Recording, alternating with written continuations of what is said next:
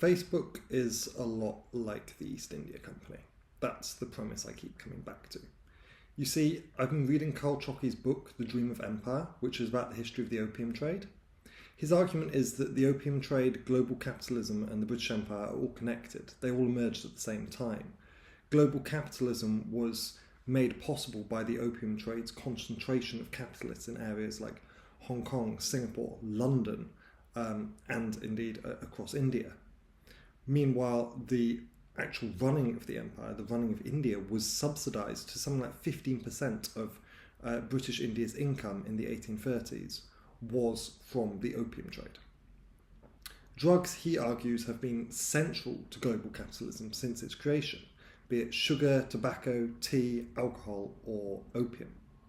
And the reduced role of drugs in the international economy might, he suggests, just be a blip, a 20th century phenomenon. And my question then is, well, is that going to change? We're now in the 21st century.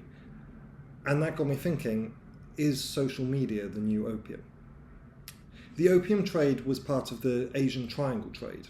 The British East India Company ran Bengal, and they created a monopoly on opium production there. They would then sell the opium, which was produced using forced labour, to traders like Jardines, who smuggled it into China in exchange for luxury goods like silk and porcelain.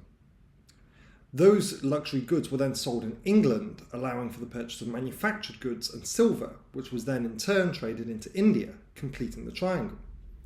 The East India Company's role in this was not the actual trading in opium, that was illegal in China.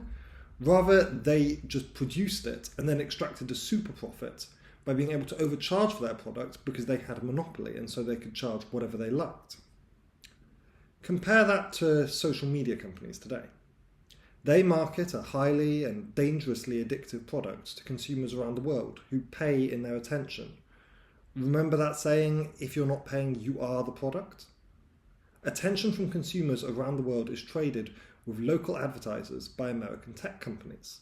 These companies have a de facto monopoly because their algorithms create a very high barrier for entry to new players.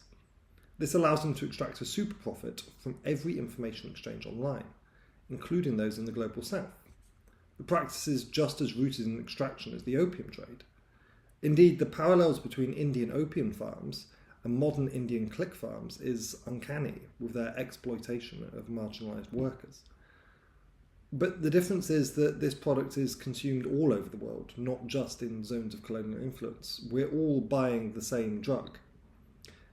And even now that some companies are starting to crack down on it, like Australia with their ban on children using social media, VPN companies are starting to fulfill the role of Jardines, smuggling this new opium into our veins. And let's not forget how Chinese attempts at regulating the opium trade ended, in two catastrophic wars that forcibly opened China to global trade and gave the British Hong Kong until just under 30 years ago. I don't know what's going to happen next, but I'm sure it's not going to be pretty.